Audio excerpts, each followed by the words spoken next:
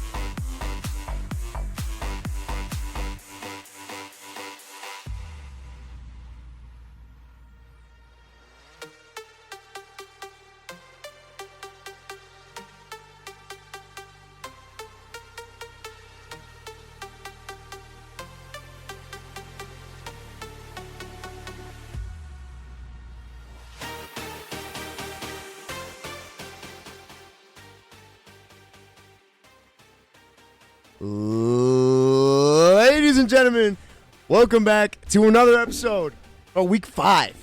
Week 5, bro. We are back with another episode of the Day Zero Training Podcast. And if I undeafen myself, then you can actually hear me talking. Yo, dude, Week 5. We're back. What up? Huh? What's up, We man? are back. Good to see you, Dylan. Good to be here. Bro, You too, bro. You too.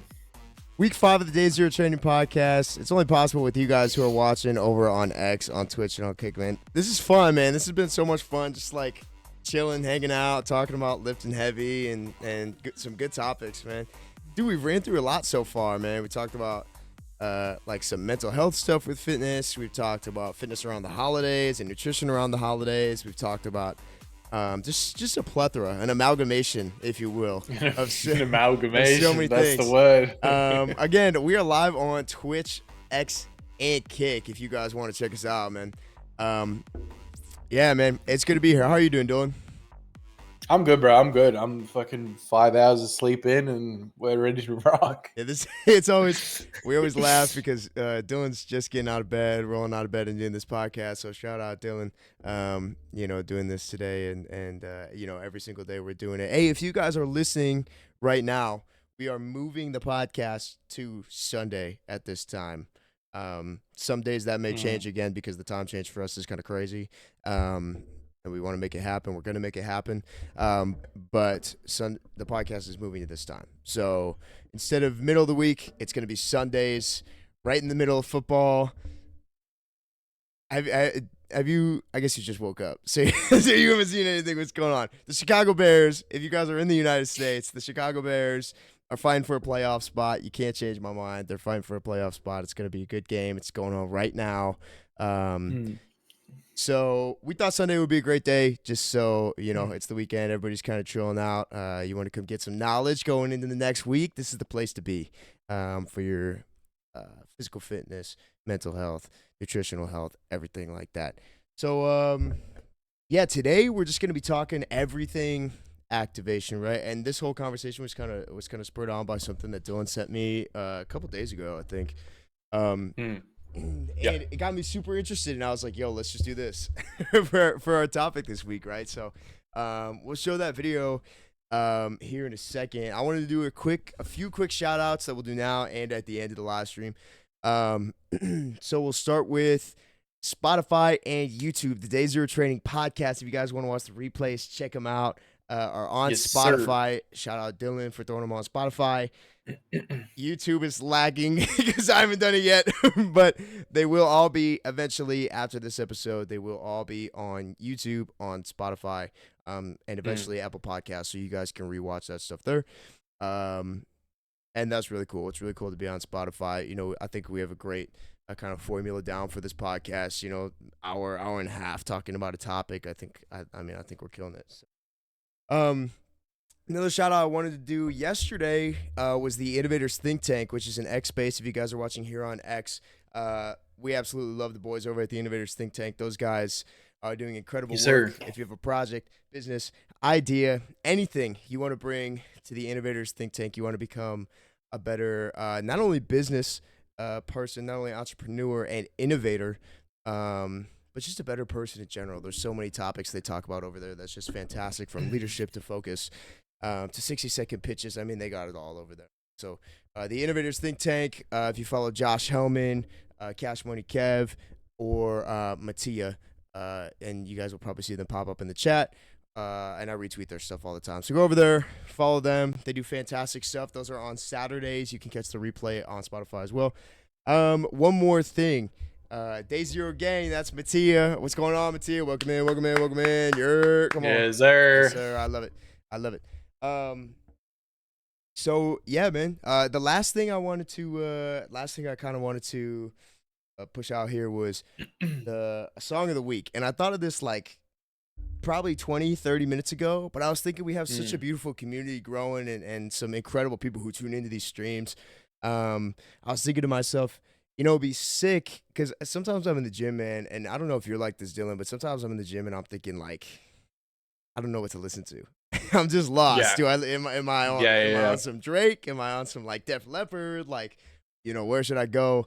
Led Zeppelin. And I want to hear what the community has. So I want to hear what kind of songs the community is listening to. What do you guys listen to when you're trying to lock in, zone in, and like get in that groove? So because of that, every week we're going to showcase a song of the week from the community. So Dylan and I will be dropping some of our favorite songs on the timeline over the course of the next week. And why don't we tag it with like a hashtag, like #Day Zero Song of the Week or something like that. Day Zero playlist or something. Yeah. Yeah. See, Bro, this is why you're here, man. Hashtag, I'm just here for the social media side of this, bro. Like, you got all the fitness knowledge. I'm just here for the socials. hashtag day zero playlist. That's what we'll hashtag it with. If you guys love a song, if you guys are just absolutely vibing, just hitting PRs to records, drop a link to that song and drop it with the hashtag day zero playlist, and we'll showcase one every week, a community member and their favorite song every single week. It's because I'm honestly genuinely curious what people have, and I need more music. So we can add all of them. Like anyone that puts in a song, like we can add it to the playlist. But obviously on stream each week, we'll go over like one or two, like because just for time restraints and stuff like that. But I definitely think like it'd be a sick playlist. Like I've got so much different stuff that I'll listen to in the gym depending on my mood. And I'm sure the community does as well. So it'd be cool to see like what everyone comes up with, which would be sick. Yeah, absolutely. Yeah, so we're super excited about that. So again, that's hashtag, and I'll type a little thing up on stream eventually, but that's going to be hashtag day zero playlist. That's going to be awesome. I'm super excited to see you guys. What are you going to say, Dylan? I was going to say we can have it pinned in the chat too on Twitch. I don't know if X can do that, but if you write a comment in the Twitch chat, you can pin it to the top of the Twitch chat, so anyone coming in can actually read that and it won't get lost anywhere. So but yeah, obviously like Jack was saying, Spotify, we're up to episode 3 on there. I'll get episode 4 up tomorrow, and then episode 5, which is this one, will be up in a couple of days time. We were running a little bit behind. Jack and I both got super busy with some stuff. TikTok's going to have clips going up again soon because I've just been slack on that as well. I've been doing my own TikTok and YouTube stuff has kind of been popping off. So put a little bit more time into that this week. But, that's just what we do. Like you work around what you can. This is something that's going to get better and better every week as we go once we sort out our timings and our schedules. And I think moving the podcast to Sunday night or evening for Jack and 5:30 on a Monday morning for me, so is what time we're running that. So this definitely works because I've got a little bit of time after the podcast now. Like I don't have to rush off to work when we do it on a Monday, which is Monday for me, which is great.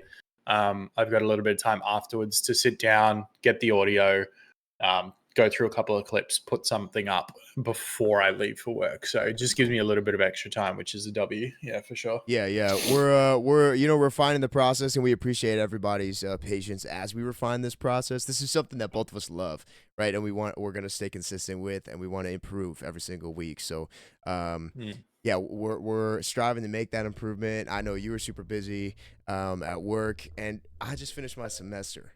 Finally, my semester's over. Yo, if anybody listening is in school, was in school, is going to go to school, don't underestimate those finals weeks. They're killer. They just take so much time, projects and final tests, and then more tests the next week. It's a lot for sure, especially if you're taking a lot of credits. So, and if you're an athlete, as well, it's wild. Yeah, you know that. Bro. Like, yeah. Oh my God. Like I was literally I was only in junior college, but it was practice every day after class. And it was also every morning in the weight room. It was ridiculous. Like I just had no time for anything. Like there was no time to go out. There was no time for parties, no time for drinking, no time for girls, blah, blah, blah. Like I was dating someone and it was like, hey, sorry, like I can only hang out for 30 minutes today because I got to go to practice. Like in between classes, our dates were like in the library. So it was like, sorry, I know, like I've got 30 minutes to hang out and then I've got to go. Like that was kind of how it was. But yeah, don't underestimate the free time that you have when you're not in school. That's for sure. Like make sure you don't squander it. Take advantage of it. Do as much as you can. Yeah, because when you're in school, that shit sucks. Yeah, it does. It really does. And it's really slowed a lot of the stuff that I've been trying to do down, because I had to make that a priority, right? I got to pass those classes. But we're back, full swing. It's the holiday season, so happy holidays to anybody who's celebrating this holiday season. Week till Christmas. Yeah, week till Christmas. Happy Hanukkah to anybody celebrating Hanukkah. I know that I love the holidays, man. We talked about it a little bit a couple weeks ago, but actually being amidst it is awesome.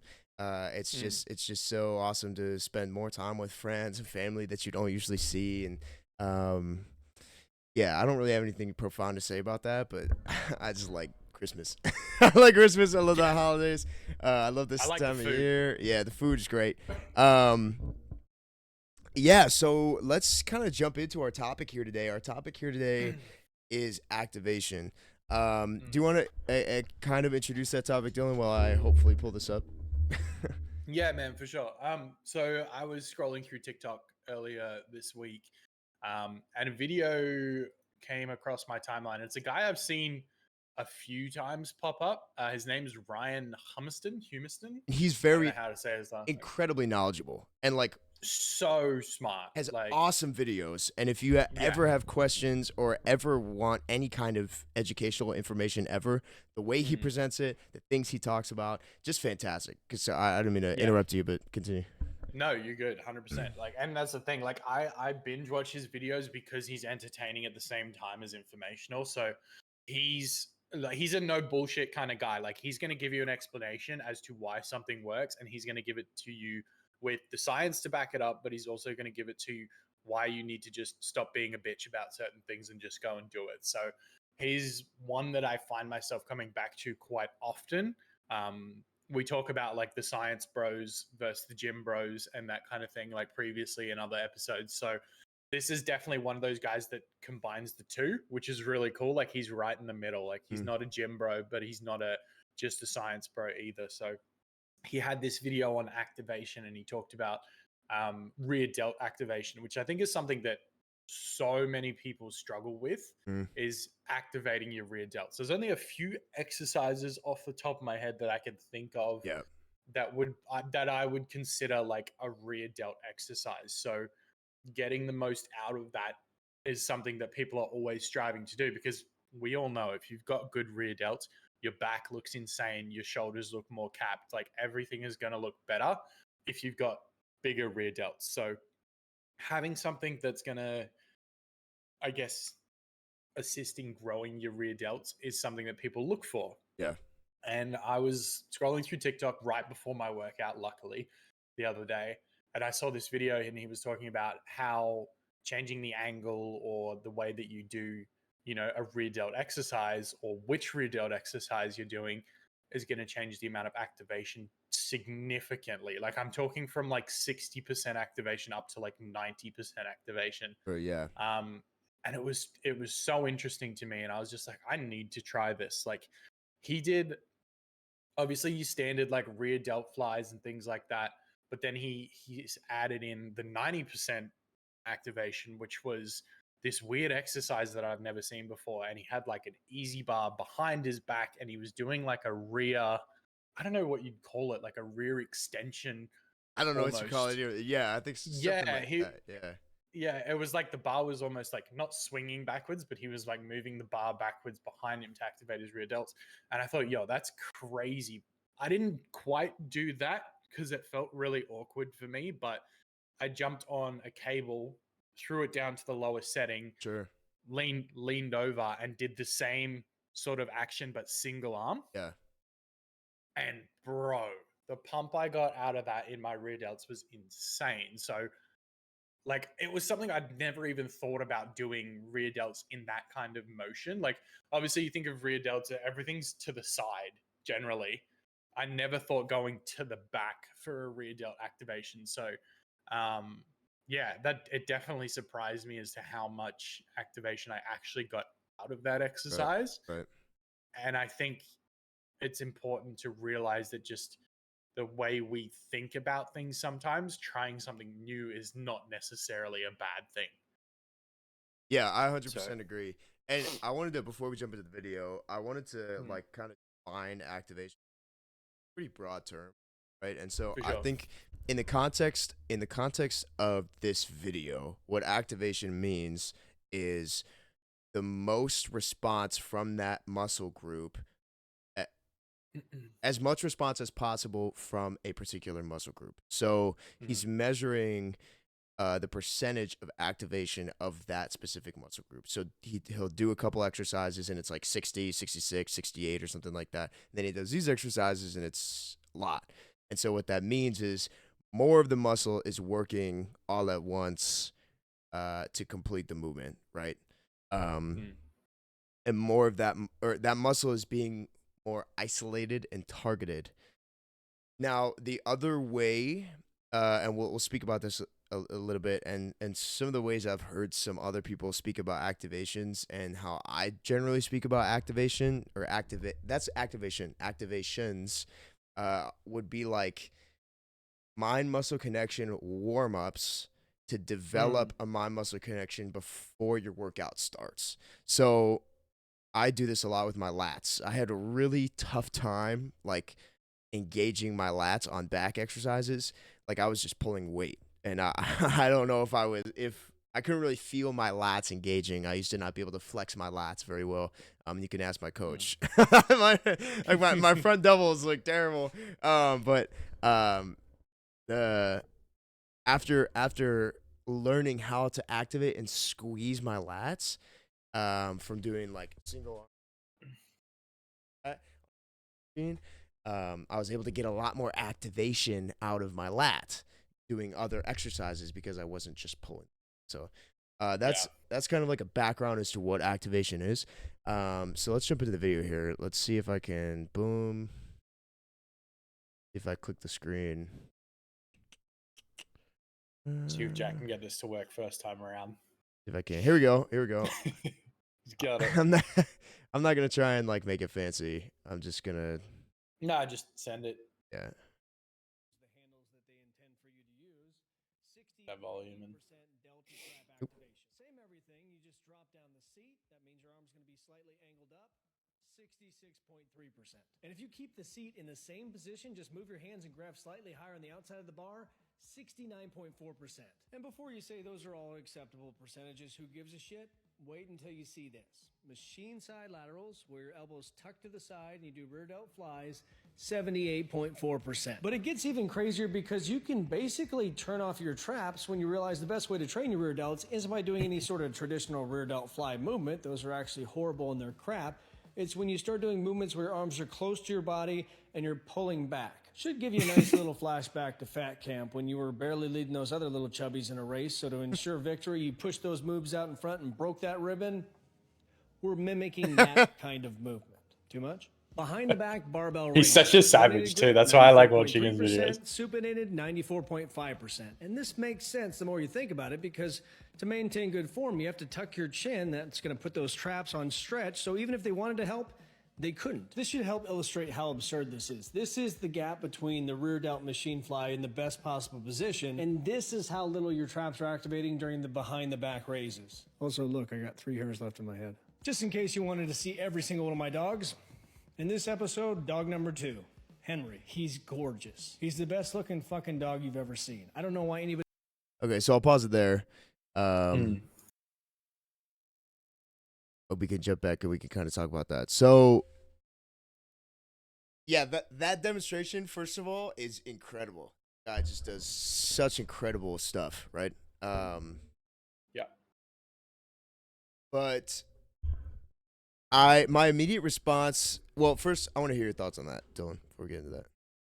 Yeah, I mean, I kind of touched on it before with what I was saying when I first saw the video. Like, I think it's crazy just to have a different perspective and not try it. Like, I think if you see a video like that where you go, oh, that looks like something different that I've never done before, don't be afraid to give it a go.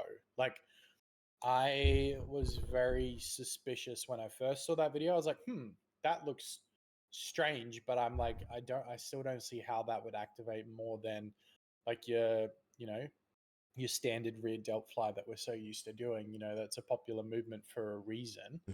I was like, why is this motion or this movement not, or why is it less heard of or less done in the gym? So I gave it a try and I was surprised at how much activation I actually got out of my rear delts in it. So don't be afraid to do different weird shit like this. Like, it might look funny and it might look like something you've never done before, but you're not going to know how good an exercise is unless you do it. Yeah. Like, people didn't realize that like forever, people thought bench press was a good exercise for growing your chest, like flat bench. And it is. It's not terrible. It's not terrible, but it's also, again, it's not the optimal movement. So we're still learning every day. People are still discovering new things in the gym every day that are going to grow muscle or make you stronger or whatever it might be. Don't be afraid to try new shit. Like, I'm sure however many years ago when they first discovered bench press, someone was like, that looks stupid. You're going to put a bar all the way over your body like that and potentially drop it on yourself. Like, who's to say we're not doing the same thing now? I know there's a lot more research out there now, but we could still find a new exercise now that is considered one of the best exercises for a certain muscle group. Like, there's Right. no reason that we can't. Right. And I think so off the top of my head, there's the rear delt fly, typically on the pec deck machine. Yeah. Pec deck machine. Rear delt fly, and then there's the like a similar thing with cables where like you kind of put the cam like not all the way to the bottom, but you kind of reach around your body. You're like bent over 90 degrees hip, and then you grab the cable. That I've done those before, and then just cable at like head height. Yes, single arm cross the body. Like reverse. I know C-Bum does that quite a bit for his shoulders. So yeah, which that's are one that you see quite often. Right, which are all great exercises, but then you watch that video and you're like, whoa, are there better ones? And so something like that, like I haven't tried that specific exercise yet, which I should have because yesterday I did shoulders. But doing something like that, especially like how you did it, like taking his information and like applying it in a different way, but like you still got the same results. Like that's cool, man. Like that's so cool. Like that just shows you how creative you can get in the gym, right? And so let's say you're trying to hit rear delts or the reverse pec deck machine is taken, right? While you're in the gym. Now you can walk over to the cables and do this exercise and get some great activation in your rear delts and really pump them up. And it's just another option. It's just another tool in the toolbox, to use. And so my immediate response to that was, well, that was my first text to you. It was like, well, like I really respect that guy's pushes glasses up content. Well, technically, yeah. I was like. Because I think generally in my head I lean more toward like obviously I give people scientifically correct knowledge, right? Sports science, like that is the basis foundation of the knowledge that I have. Sometimes you gotta push yourself a little bit, and so I think, and this is almost goes back to a conversation we had in week 1 where we're talking about sports science versus pro science, and like the opportunity to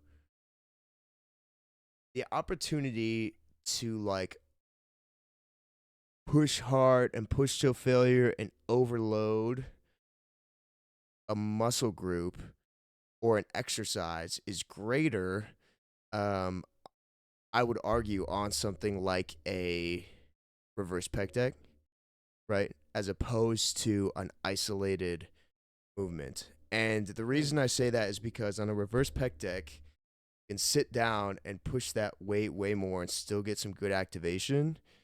But doing any of those like those bent over rear delt rows, I guess you would call them, or like the exercise that he was showing in the video, if you're isolating a muscle group that much, you are inherently not going to be able to push as much weight. So while the activation is higher, the chance for progressive overload, I think, is lower.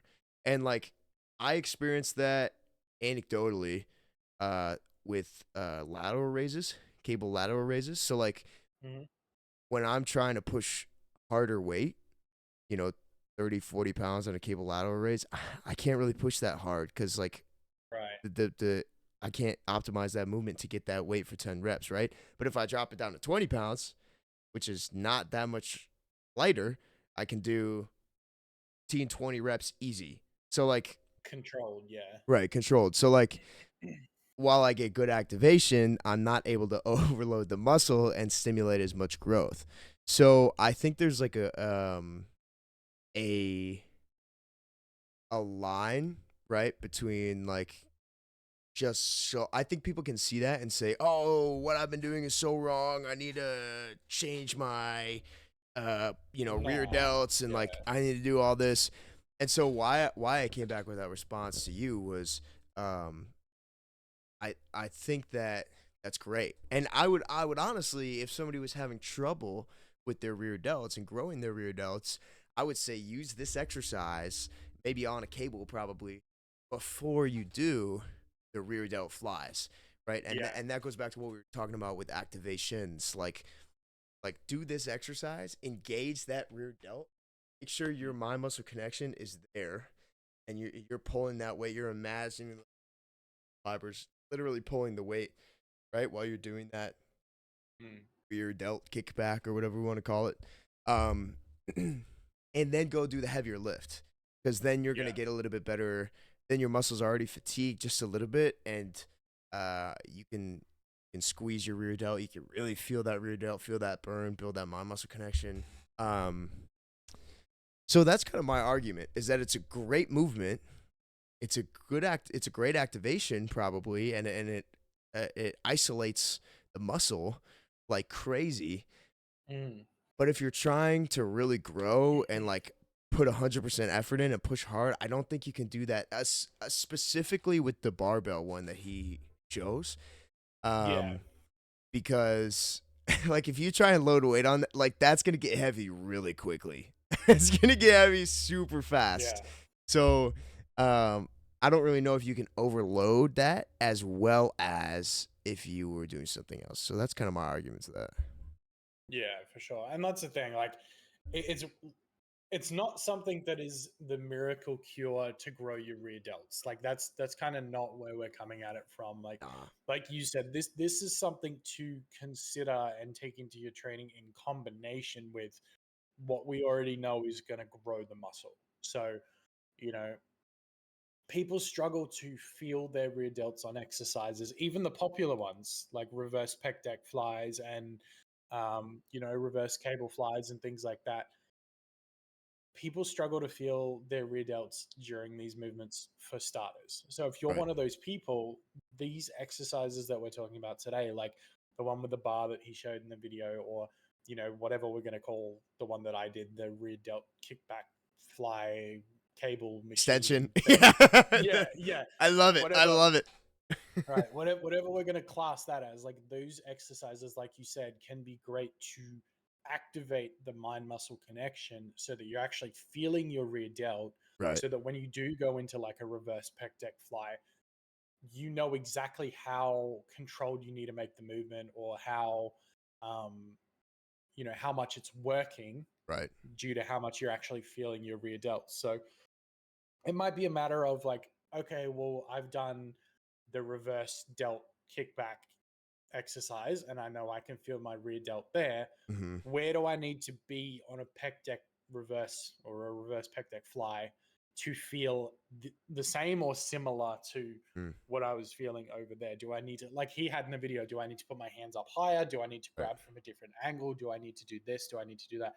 Like, it kind of gives you a sense of, hey, there's more activation or more mind muscle connection to be had here in this Mm. exercise. How can I tweak it to have that same feeling? Because especially if you're a new lifter, you don't necessarily know what your um, full mind muscle connection feels like until you feel it. And that sounds stupid, but like it's Dude, one of it's those things not. you don't know until you know. Right. Right. Like until you've had the nastiest shoulder pump in your life, you don't know what that feels like. Right. So, finding ways to get to that level and to get to that feeling, when you feel it the first time and you see the pump and you see your shoulders like blown up and like you look massive, you're like, okay, I want to do this every time I work out now, Mm-hmm. and Mm-hmm. do this every single time. And like you said, I trained shoulders yesterday as well. Same thing. I was like, yep, let me get a few of these rear delt cable kickback thingamajigs in. I'll get a couple of those done, like start to feel the blood flowing into the back of my shoulders, Yep. and we go from there. Like, Yep. Yep. that's kind of how it was. And yeah, I think it's just one of those things where it's not a miracle cure for big rear delts, but it's definitely something that can help. in combination with other things. Yeah. So 1,000%, 1,000%. And I think too, I know that like like you kind of touched on like a beginner lifter thinking about this stuff, right? So like as a beginner lifter, I think it's more important for the first 2-3 weeks, even month, to lock down just form and proper form and performing the exercise with the amount of sets and reps and getting your body used to stimulus versus even worrying about any of this, right? mm, So like I think activation like this, like in the way we're speaking about it, is a principle that uh you can make progress without it for like a very limited amount of time, I would argue. yeah, But then to really make more progress, I think you need to introduce it. And so um Josh Hellman, one of my great friends and also one of the people that I train, he was training for like a month, and then I went out to Colorado and we were doing some work on he was doing a lot of he was doing a lot of pull movements and specifically was doing some more bicep movements and had been doing that for like a month. And so his body was kind of used to that stimulus, but I wanted to develop my muscle connection within him so his body was like, okay, this is what it feels like to like get really pumped up, right? This is what it feels to yeah, have that blood rushing to the bicep. That's going to stimulate that growth, right? And so what we did was at the end of the workout, we went through before we did any bicep stuff. We went through and we sat on that bicep machine and just with like really light weight, I had him just unilaterally, so one arm at a time, laterally really squeeze, do like really slow reps and squeeze that bicep, squeeze it at the top, and control that eccentric all the way down, right? And so mm, after doing that, like 10 reps, maybe 2-3 sets each side, with lighter weight, he was like, "Whoa." He was like, "I've never felt my biceps like this before." And I was like, "Yeah." Like, yeah, and that's what we're talking about activation, right? It's using bands, lightweight. So I mean, even yeah, I'd say bands, lightweight cables, um, anything that's gonna allow you to target a specific muscle group and really squeeze and really feel and understand what's going on with that muscle group in the moment. mm, I think that's those that kind of work is really key, especially to a late beginner, early intermediate lifter, because that's gonna make so much more progress if you're able to develop that mind muscle connection rather than just like going mm. through the motions. Yeah, definitely. And that's the thing, like it kind of goes back to what I was saying before of like if you don't know, you don't know. Like Right. you a lot of lifting and a lot of, not just bodybuilding but strength stuff. It's like it's all trial and error, man. Like Hmm. you've got to figure out what works for your body because everybody's body is going to be different. Like there's no magic cure. There's no, hey, these three exercises are going to be the best. I mean, like we know, I guess there are some things you could say that are going to give you more in terms of muscle growth and things like that. But like it might not work for 100% of the population. Sure. Like you might think that, XYZ exercises is the best way to grow your chest, but then comes little Billy that has, XYZ about his body that's different and those exercises just don't work for him. Like Right. it could be one of those things. Like for me, a dumbbell shoulder press is unstable as fuck because I've had shoulder injuries and things like that. So Right. if I'm doing an overhead pressing movement, I'd much rather sit on a Smith machine and do it that way, Mm. than risk popping my shoulder out of place doing a dumbbell overhead shoulder press. Like Hmm. I still do it, but I don't do it probably as heavy as I could because I risk injury. Hmm. So Yeah. for I think 40 kilos is kind of for 4 to 6 is where I top out I think that's like on dumbbell. 80 something pounds. Yeah, something like 2.2. that on So 80 something. dumbbell shoulder press. Like that's kind of where I max About out. 90 maybe. I could push higher, but I also like by the end of those couple of reps, I'm starting to feel my shoulder like, you know, get sore and not like a muscle soreness, like a joint soreness where Sure. it's like, dude, what are you doing? I'm about to snap. Like, Right. relax a little bit. Whereas, like, I find if I go and sit on a Smith machine, it's more controlled. Yeah. It's one line of motion, like the movement path of the bar is the same every single time. I'm not worried about stability or anything like that in the muscle. So it's literally just sit and push the weight. You don't have to worry about holding like stabilization of it all. Just get in there, put the weight on. And it's funny because like I've been doing that forever Yeah. because of my shoulder. Like I dislocated my shoulder when I was back in college. So that was what, 6 years ago, 7 years ago. So I've been doing it since then.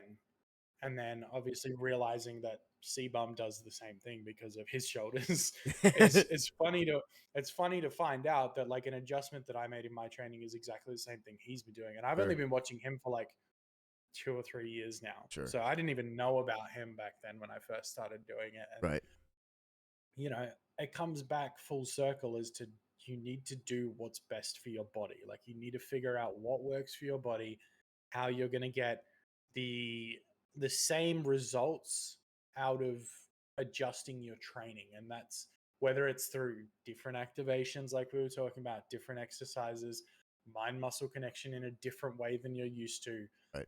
adjusting an exercise to suit your body and your body's needs so that you're not going to hurt yourself or anything like that, but you can still get, you know, your max sort of output and stuff like that. That's kind of what you need to do as an experienced lifter to continue to get results. Otherwise, if you just keep doing the same thing all the time, like you're going to plateau to a certain degree. That's why, you know, people go and train with coaches, because if you can do the same generic program for 8 weeks or 2 years, eventually you're going to hit a plateau, Mm. you know, and you're going to get stuck. And a coach is going to be able to come to you and say, hey, all right, like, obviously you've been doing this for 8 weeks now. You kind of like plateaued a little bit.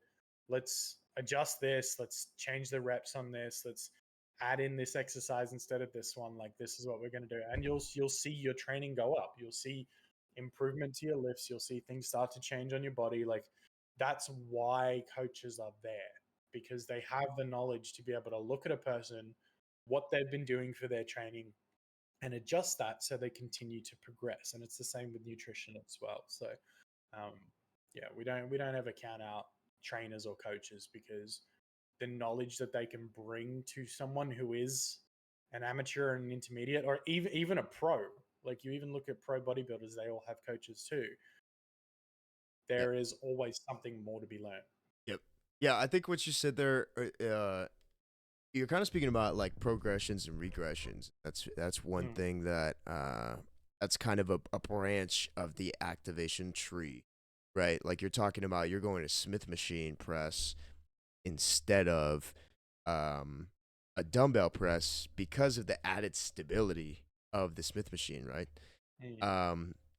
And I would say that that's in the scope of things, that's a regression, but regression doesn't equal bad. Regression just No, means yeah. different because of different elements. So, like, that's super important too, right? Like, if you're struggling with dumbbell overhead shoulder press, or maybe you saw somebody doing like a standing overhead shoulder press, which is a progression of the dumbbell because that takes even more stability.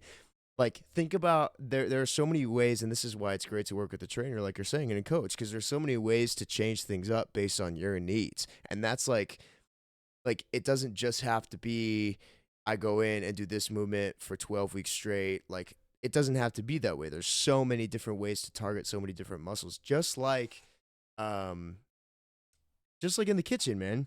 Like, there's so many ways to hit your goals for your macronutrients. And that's another great reason, like, to work with a coach and communicate with the trainer, because they're going to be able to make those substitutions on the fly really quickly and like guide you in the right direction. You don't have to eat chicken and rice every single day. You don't have to, unless you're on a prep, unless you're, tracking really strictly, whatever. But in general, you don't have to do that every single day, right? And so, there's these substitutions that you can make to help you succeed. And the word regression doesn't necessarily mean a step back, but it can also mean it can mean 3 steps forward, right? That's going to help you in so many ways. So, I would argue that it's it's a really important principle to understand because of the customizability you have in the gym. And I think people don't realize that a lot. And this is like a little bit of a tangent, but like you have so many opportunities to hit your front delts in 100 different ways. Right? Or your side delts in 100 different ways. So I think I love that you touched on that you're using the Smith machine instead of the dumbbells, right? I Yeah. think that's really dope. Yeah, sure. And that's the thing, like everybody's going to be different. Like, yes, there are exercises that are going to warrant being in your workout. Like, there are certain exercises that you're probably not going to want to get away from. In terms of, I guess, if you're trying to build muscle or you're trying to lose fat or whatever it might be, like certain exercises are going to be great for muscle development. So there are some things that you're not going to be able to get away from too much. But again, like you would think that dumbbell shoulder press is one of those for shoulders because arguably it is, you know, one of the best exercises to grow your shoulders. But for me personally, like I haven't needed to keep that in my workout, Yeah. or I've been able to adjust it where I do less sets of that and supplement it with heavy sets of Smith machine incline press or Right. shoulder press. And I've still had results in the same. So it's one of those things where I'm not too concerned about it, but it's one of those things where, you know, you just got to do what's best for your body. I'm not going to go and try and dumbbell press 50 kgs and snap my shoulder and then not be able to train for months. It's like You know, 120 pounds yeah. for the Like Americans in the chat. I'm not gonna try that and risk blowing out my shoulder again and not being able to train for months. Then I lose all the progression I've made, you know, in the last year. You know, Mhm. I end up like a skinny bitch again, and I'm not progressing. Then your mindset starts to go negative. Your everything else starts to drop down. Your lifts will go back, you know, backwards. Like you said, you'll regress Mhm. and you'll go back further than how far you've come from doing what you've been doing. So Right. to me, the risk reward's not worth it there for that particular exercise. Uh-huh. When especially when there's other things that I can be doing that I find do work for me. So Right. Right. Yeah. Um yeah, you said something there that I really wanted to touch on and then I totally lost my train of thought. nice. I don't I don't remember what it was, but you said something really good there that I was going to I don't know. It just shows Jack listens to me when I'm speaking. I can't remember that's Just make adjustments, man. Like that's really like the whole point of what I'm trying to say here is like you don't have to be doing the optimal thing that everyone's saying on the internet because your body might be different. And if you know that Right. you've had an injury or you know that you're, you know, you struggle to find something works for you, then you've got to find out what does work and you've got to adjust your workout accordingly. So you can't, it's not a one recipe solution to everything. It's like, you can't just say, all right, well, I need to grow my chest. So I'm going to do bench press, cable fly, incline press, this, that. Like, yeah, like that works for some people, but it's not going to work for everyone. Like, Right. some people have a tough time growing their upper chest and getting that shelf on their upper chest. Like, Right. even experienced lifters have trouble growing some muscle groups like calves and, you know, hamstrings and things like that. So there are always ways to go around things.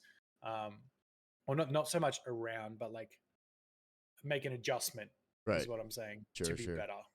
Right. Yeah. Right. Yeah, exactly. Yeah, and I think that's why patience, you know, is so important. But be patient Mm. with yourself. Give yourself some time. You know, if you're newer into the gym, give yourself time to learn those movements. If you know you're an intermediate and you kind of already know what you're doing, take the time to develop mind muscle connection. And that's what I stress with clients, people that I'm just giving advice to, with friends, just anybody who I'm talking any of this stuff about. Like, the basics, and I actually just had this conversation last night. Like the basics are and the fundamentals of lifting and nutrition and everything like that generally are pretty simple. Give yourself time to learn the complexities of all this stuff, and all that stuff will make more sense with experience. So something like activations, if you can't feel your back on a back day, or you have trouble building that upper shelf on your chest, or you can't really feel your chest when you're doing like a chest movement, that's okay.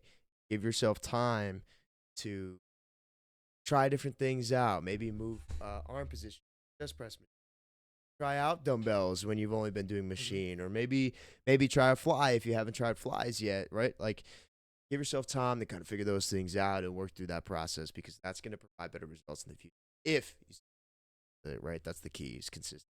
So I think just staying really consistent and like giving yourself time and being patient with learning those different movements is super key. Super key. For sure. It's always better, man. It's always better to like just get in the gym and do it, instead of like freaking out about all these other like external am I doing this right? Am I doing this right? Is, I'm freaking out. I got all these questions. Like, bottom line, man, get in there and do the work. And the rest of it's gonna come. And that's what I think a lot of people, it's a barrier to entry. Friction last week. Just get in there. Just get in there and do the work, 100%. Super important. That's yes, it's one of those things, man. One of those things. And like, you just gotta adapt. That's really all it comes down to. Just adapt in the gym, figure out where you want to be, what works. And when that doesn't work anymore, you need to take a step backwards, look at what you're doing, figure out a new plan of attack, and go from there. Like, everyone's going to have to do that at some point. Like, no lifter ever has just done the same thing for their entire workout schedule, day in, day out, for 10, 15 years. Like, there has been literally no one that has done the same. Fucking Arnold was out here inventing his own exercises with the Arnold press and shit. Like, bro was like, nah, what you've told me isn't good enough. I'm going to go out and make my own exercise. Do it myself. Yeah. And there's so many. Okay, now we've like discussed it a little bit. I want to point people to like some actual solutions. Like, if they're struggling with this or they're thinking about this, like, I want to pivot a little bit and point people as to like what you can do. So my first piece of advice, and I'm thinking about somebody on the other end of this, like hearing this, who's like I don't know how to actually implement that into my own training program, right? And like, I don't know what to really do. In my experience, and this is anecdotal, and what I would say is true for so many different movements and so many different body parts besides legs, any upper body part, if you're struggling with some kind of activation, using the cable machine in some way to build a mind muscle connection is going to be your best friend. So like, I'll give an example. Like, Dylan, you were saying use the cable machine for the rear delts, right? For the rear delt extension, or rear delt kickback extension. My own concoction exercise. Yes. So you can use that for rear delts. You can use a cable for front delts as well. You can for side delts as well. You can use a cable for your chest. You can use a cable for your back. You can use a cable for your arms, your bicep, tricep, anything like that. And so a cable is really your best friend when it comes to upper body activation, I think, because you can make the super light, right? And the resistance profile on a cable is even. It's even throughout the whole, which means that your muscle to some degree is going to be engaged through the whole movement. Obviously, there's a concentric portion and an eccentric portion. It's where the muscle is short and longer, but in general, the muscle is going to be really engaged through the whole movement because of the resistance profile. So using a cable, I'll like run through a couple. Struggling with your chest, you can do like normal, or you can do like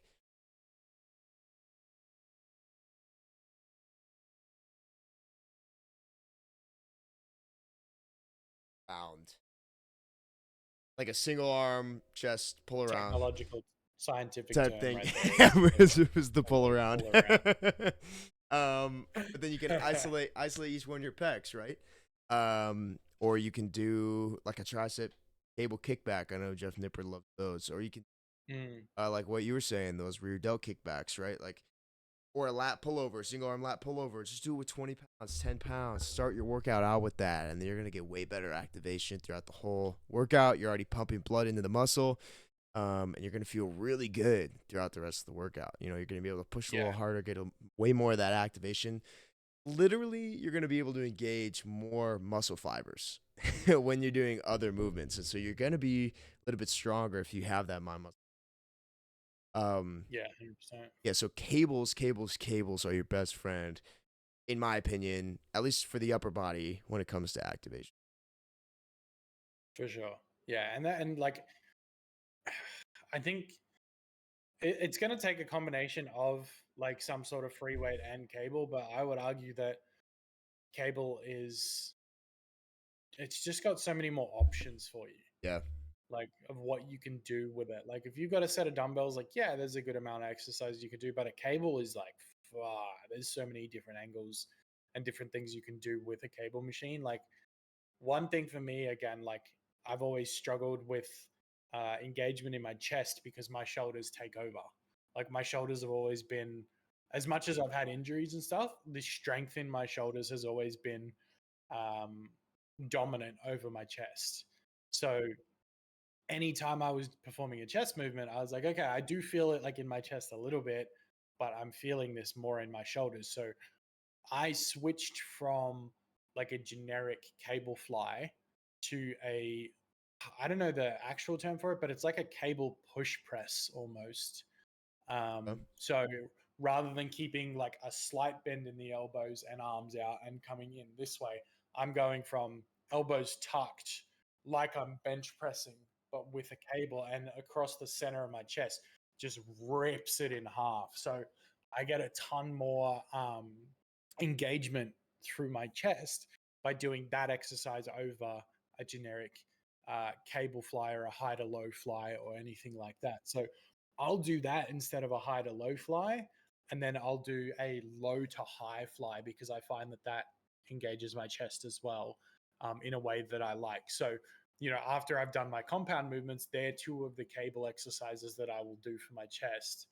And I find that works, you know, in terms of engagement anyway, for me, Right. those are two things that I've been doing in my workouts that are kind of good. So, yeah. Yeah, those are great accessory movements of your. Mhm. Let's say, for example, I was programming chest movement, warm up, a heavier bench press, and then they have um, chest fly, like high to low chest fly, and then low to high chest fly. Like those are great, fantastic accessory movements. Like really squeeze as much as you can up. Um, Mhm. and when you're doing that stuff, when you're doing any work, well, when you're doing a lot of that work, it's great to go to failure.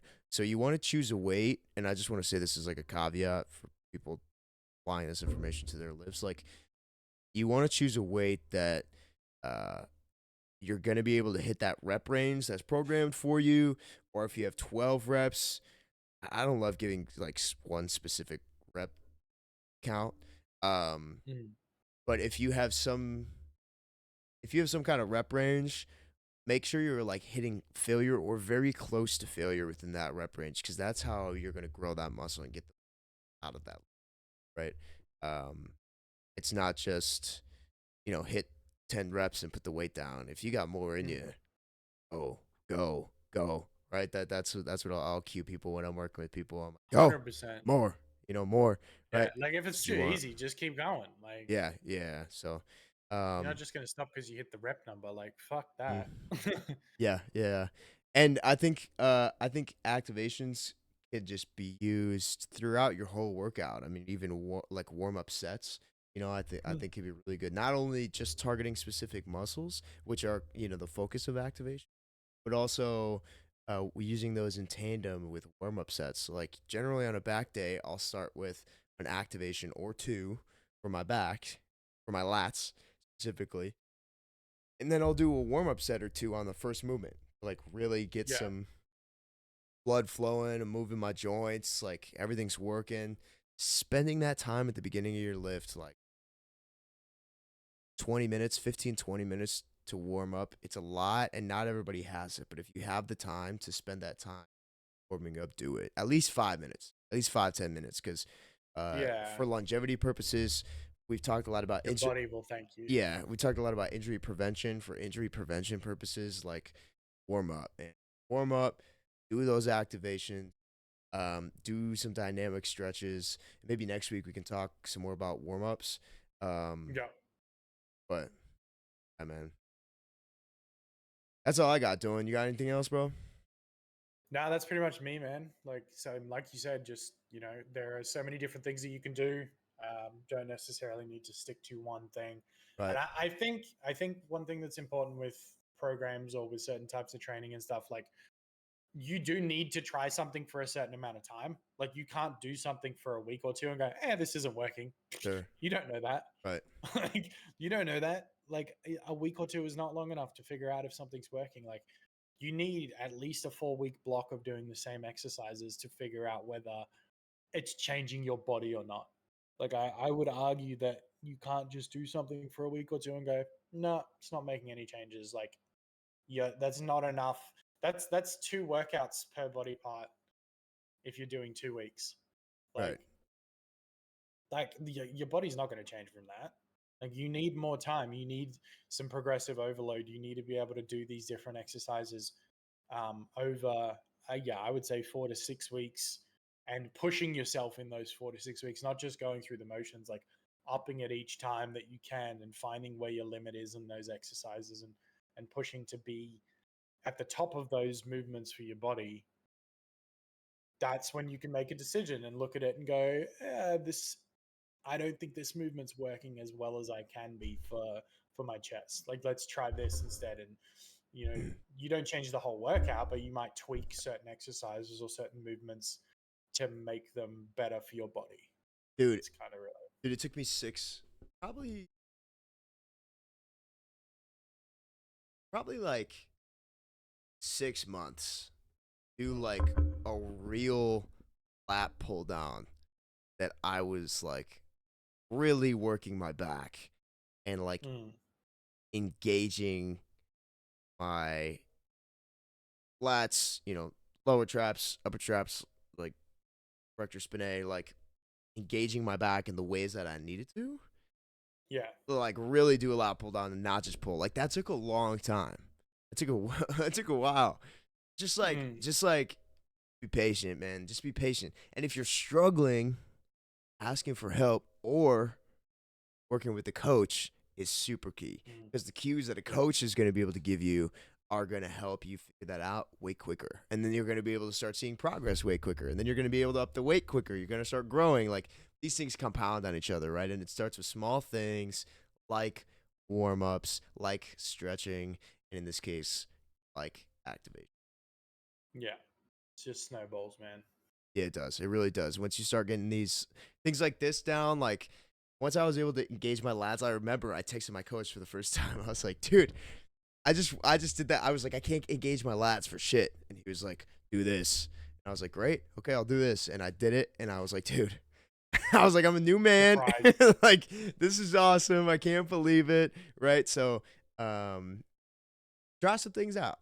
Try some things out. Yeah. I encourage you all to try out that rear delt workout that we viewed at the beginning of this.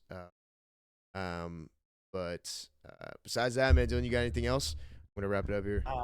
I'm good, bro. Yeah, just as we say, like make sure you check out all the socials and everything. Just give us a sub on YouTube if you can. We're trying to get that up and running and get started over there. TikTok as well. Obviously, we've been a bit quiet lately, but I'll have more posts going out there this week. And then, of course, on Spotify, if you guys are listening to the audio version of this, make sure you leave a 5-star review. It does help push us out in the algorithm if you guys do that. Any sort of engagement on the socials does help, whether it's a like, a follow, a share, or just a 5-star review, like we said. Those things are massive helps, and we do appreciate everyone that's done it so far. Yeah. You know, whether you listen to us live on the podcast when we stream, or you do it, you know, listening to it in the car or in the gym or wherever you're kind of listening to those audio platforms, it is appreciated that you guys are doing that. So we will be better to get more content out for you guys, and that's going to start. You know, it's already started. Like, we're Yeah. already in the works of getting a few things done, but you'll see it start to ramp up this week and going forward. Yeah, absolutely. Now that Jack and I have a little bit more steady schedules and a bit more time, we can definitely get more things out there. So make sure you're following on with all of those. And yeah, this has been episode 5. I'll let Jack wrap it up. Yeah, episode 5, man. 5 weeks in a row we've done this, and it's awesome, man. It's so cool. It's cool to like kind of test our knowledge a little bit and have a conversation about this stuff, but also just like get in here, catch up. You know, get to catch up with chat. Mattia, it was great to see you. Day Zero gang to the moon. Come on, Mattia. Thank you for being in here. Thank you for chatting.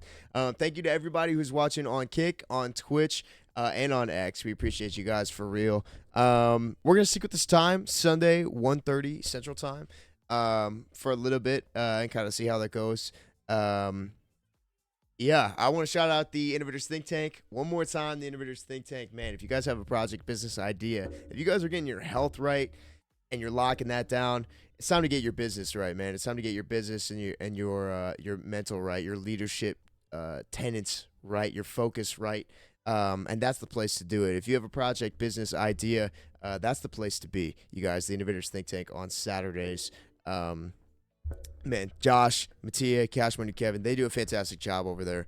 Absolutely killing it, bringing mentorship moments, bringing focus-fueled segments, incredible live music, and so much more. 60-second pitches, AI demos, everything like that. That's the place to be on a Saturday afternoon and evening. And like Dylan said, we're on Spotify, we're on YouTube, and we're going to ramp those things up, right, as the year comes to a close. And 2024 is going to be big. We're going to keep doing it. We're going to keep creating content. We're going to keep posting clips, not only clips, but you know, eventually we're gonna develop some new ideas and start posting those here. This is a developing community and process for us, and we're just getting started. I can tell you that much.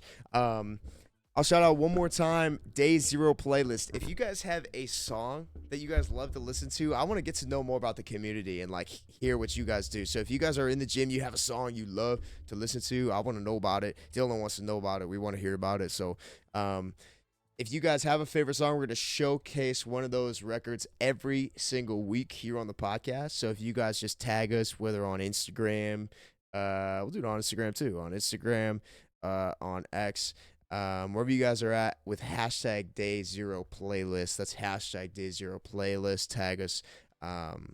We'd love to showcase not only your profile, yourself, as a member of this community, which we're building every single day, but also hopefully you have good music taste.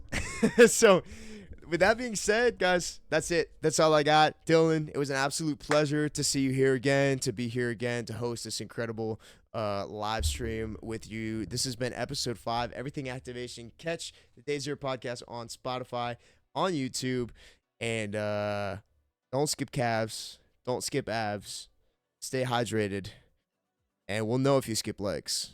We will. Yes, sir. Hopefully everybody has a great day. Take it easy. Peace. Peace.